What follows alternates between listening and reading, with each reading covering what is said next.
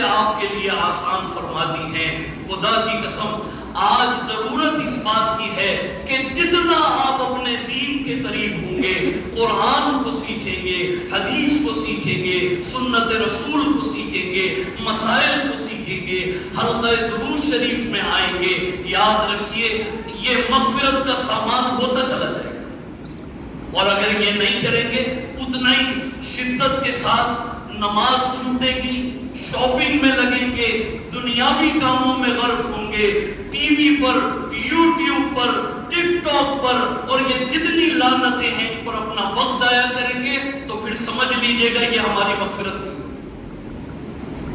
اسی کے لیے یہ محنت ہر سال یہاں پر ہوتی ہے، یہ ایک فکر ہے، یہ ایک یاد دہانی ہے کہ کس طریقے سے ہم مرنے سے پہلے قرآن کو سیکھ لیں، اور اس آیت جو آئی ہے قرآن میں کہ جو قرآن کو نہیں سیکھے گا، قرآن سے غفلت اختیار کرے گا، آنکھیں ہونے کے باوجود قرآن کو چھوڑ دے گا، اللہ تعالیٰ قیامت کے دن وَنَحْشُرُهُ يَوْمَ الْقِيَامَةِ أَعْمَىٰ اس کو اندھا کر کے اٹھائیں گے۔ یہ اس لیے محنت ہوگی کہ ہم بھی جہنم سے بچ جائیں، ہمارے گھر والے بھی، اور قیامت تک آنے والے انسان بھی، اور پورے عالم کے اسلام کی مسلمان جہنم سے بچ جائیں۔ آپ دیکھیں فجر کے بعد درس قرآن ہو رہا ہے، قرآن کریم کا چشمہ یہاں پر جاری، آؤ بھائی آ جاؤ سیراب ہو جاؤ۔ روزانہ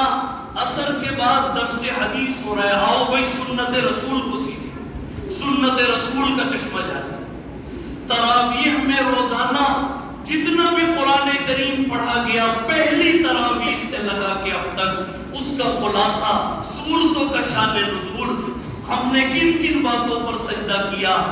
پہلے 1.25 سپارے کا خلاصہ اور اب 1.5 سپارے کا خلاصہ روزانہ بیان ہو رہا ہے۔ جمعۃ المبارک کو روزانہ عصر کی نماز کے بعد ہم محبت سے اور اللہ کی بالکل یوں سمجھ لیجئے عشق اور محبت میں غرق ہو کر اپنے نبی کے اوپر درود و سلام پڑھتے ہیں۔ ہر جمعے کو عصر کی نماز، ہفتے میں 2 مرتبہ، جمعرات کو بھی اتوار کو بھی، بڑے بڑے علماء یہاں پر آ رہے ہیں۔ لاہور کے اور پاکستان کے جو بڑے بڑے مدارس ہیں ان کے شیخ الحدیث، شیخ التفسیر، وہاں کے مفتیان کرام، یہ اتنی جو محنت ہو رہی ہے اس کی وجہ کیا ہے؟ آپ بتائیے اس کی وجہ